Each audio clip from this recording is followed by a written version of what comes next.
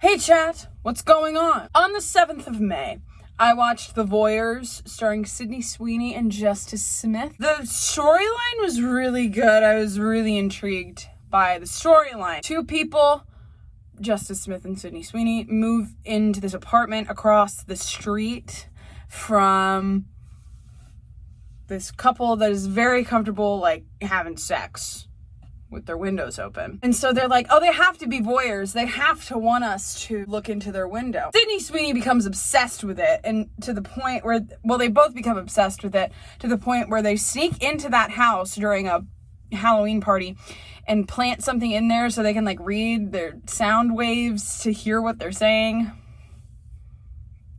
And eventually they're like, he's cheating on you, girl. And they try to let her know that he's cheating on her, and then she kills herself. Not Sydney Sweeney, Ben Hardy's girlfriend. She runs into Ben Hardy. Justice Smith leaves. Sydney Sweeney goes and fucks Ben Hardy. And Justice Smith sees it and he kills himself. Turns out Ben Hardy and his wife had this whole thing planned. It was all a social experiment. She didn't actually die, but Justice Smith did. Sydney Sweeney thinks that they killed him, and she's an optometrist, and she kidnaps them and makes them go blind. The concept, the twist was good, but guys, I just think I don't like Sydney Sweeney that much. Because I watched Euphoria. She's great in Euphoria. She's incredible in Euphoria. But as we all know from Anyone But You, I didn't quite enjoy her performance. And her performance in The Voyeurs was quite like her performance in Anyone But You. So I just think she's not my cup of tea. What is going on back here?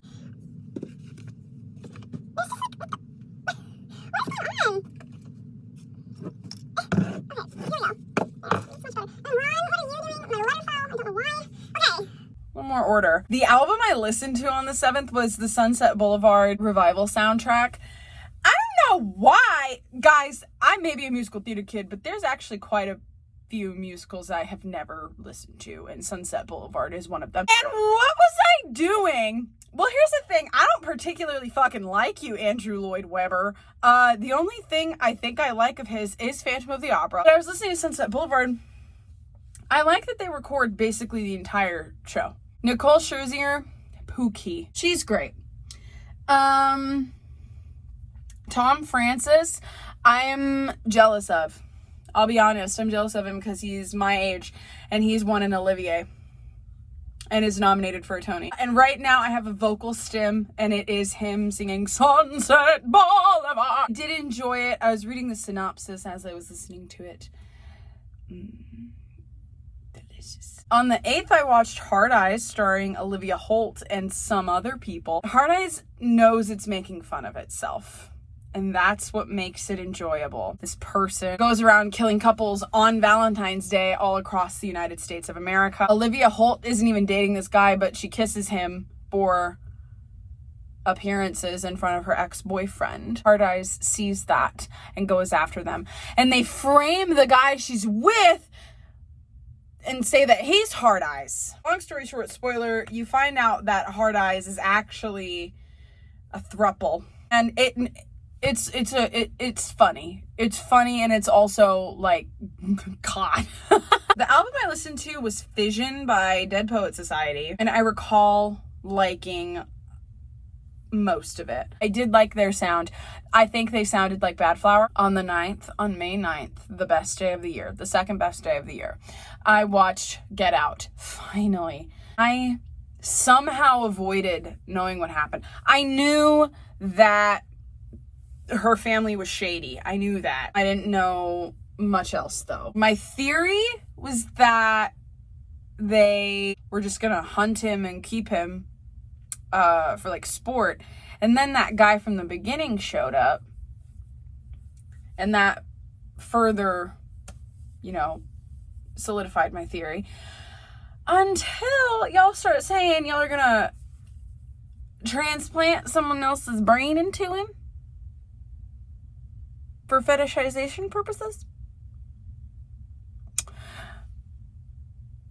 It was a good movie. It was so satisfying watch him kill all of them.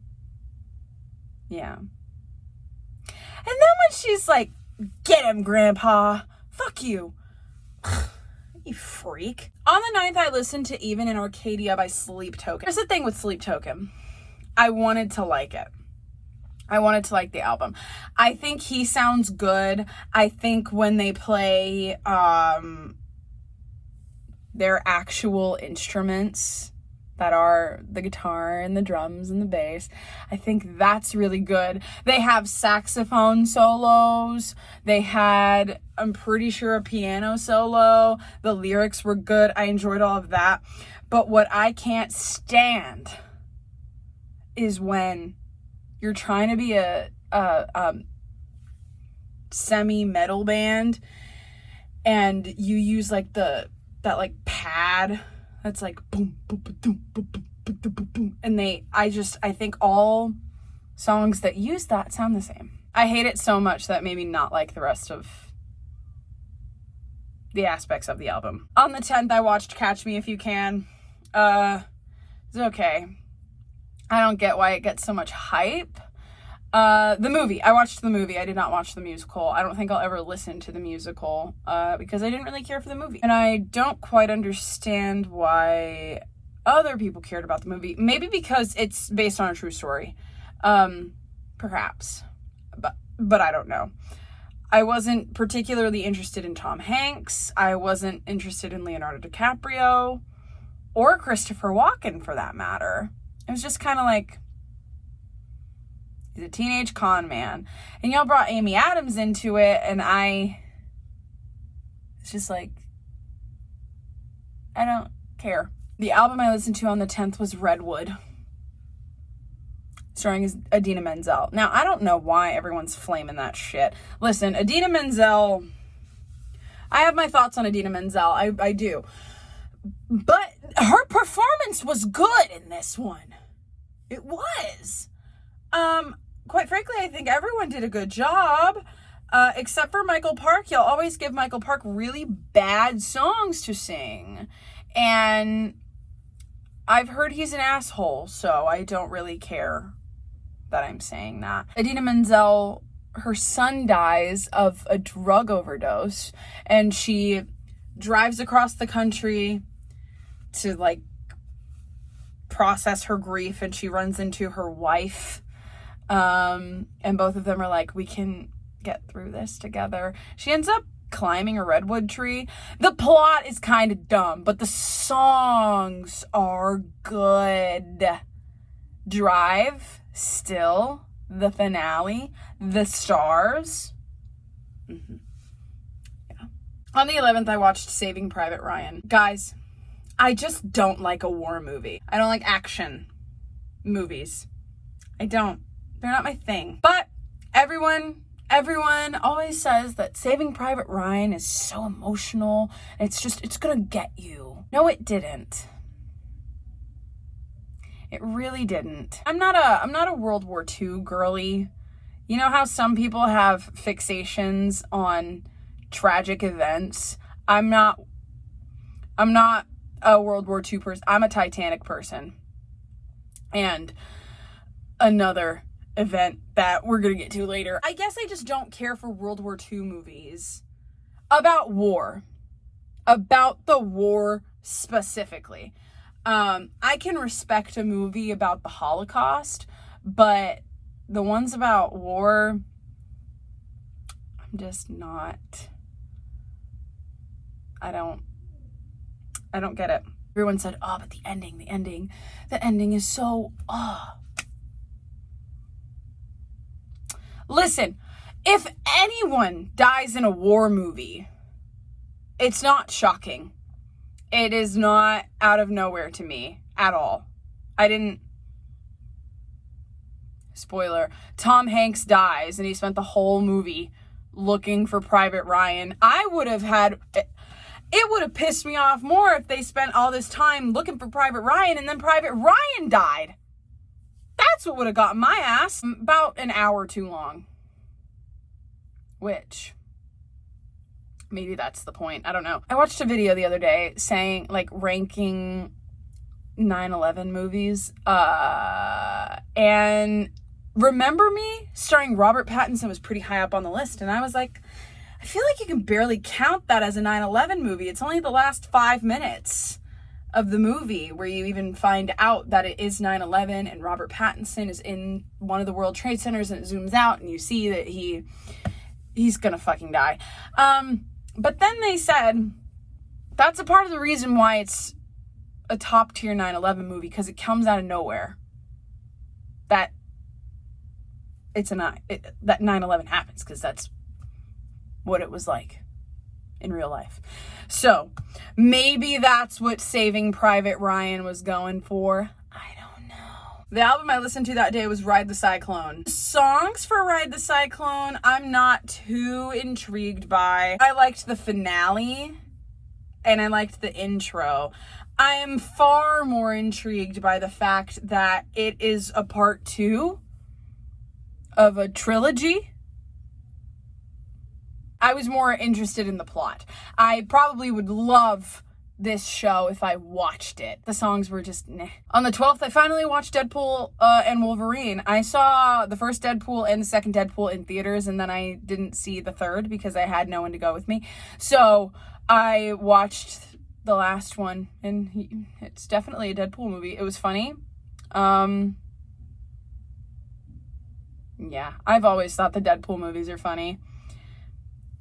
Sorry if that pisses anybody off. On the 12th, I listened to At the Beach in Every Life by Gigi Perez. And if you don't know what that album is, it has the Sailor song on it. And if you don't know what the Sailor song is, it's Kiss Me on the Mouth and Love Me Like a Sailor. Pretty sure Gigi Perez is a lesbian. I say pretty sure because I definitely know Gigi Perez likes women. But I don't know if it's only women, you know? Also, Gigi Perez's sister died in 2020. I don't know how. Not my business to know. But the album, it has a plot to be followed. It's like the first half is about her lover, and the second half is about her mourning her sister. And the transition between those two halves of the story is very smooth. It's not like one half is about this and one half is about the other. It's like one half is kind of about this, and then it starts turning into, oh, if I'm gonna love you, I have to process my grief, but I can't process my grief while in love. It's just, I can't describe it, but it's really good. And it's like in the next song, there's always a callback to the song before it. Love that. And on the 13th, I'm gonna say my album first because I want to talk about this movie. The album I listened to on the 13th was Des Rock's Dream Machine. That was very good. I liked the whole thing. The movie I watched on the 13th is a movie I have wanted to watch for years. It's free on YouTube. United 93. If you are unfamiliar, don't know why you're unfamiliar, but United 93 was the 4th plane on 9/11. And they had all gotten news that the Twin Towers were attacked. And so they decided to overthrow the plane that was taken over by the bombers. The movie, and this is different. This movie has so much humanity in it. Like, it's so suspenseful because you know where it's going. You develop connections with all of the people on that plane, but you know what's going to happen to them. And it's just people going about their mourning and they have no idea what's about to happen. And that is just so tragic. And I know that sounds obvious, but in your everyday life, you don't think about that. You don't think, I'm having a normal morning. This could go completely south, though, and I could fucking die. You don't just think that. I don't think anyone just thinks that. I think about death a lot, and I don't even think that. It's an intense movie. It's a sad movie. I know those sound obvious, but sometimes I think a lot of people have become desensitized to emotion and like genuine feeling, including myself. Sometimes I'm watching a scary movie and I'm just like, that's a Tuesday. But something like that, it just reminded me, I don't know what it reminded me of. I was shocked it affected me so much, because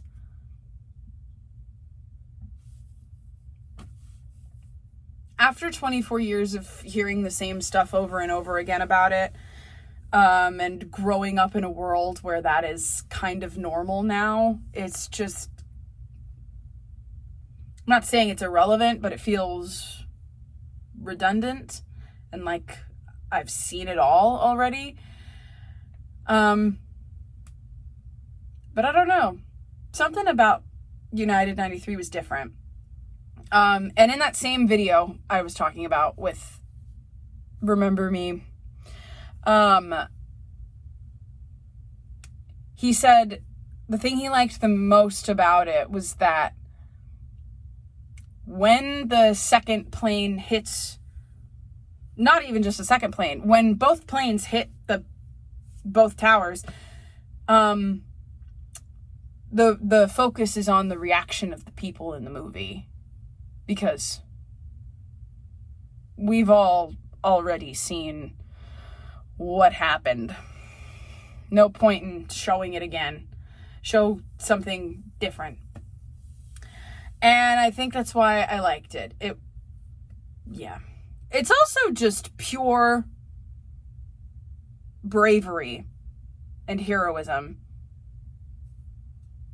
which in everyday life you don't see at all anymore.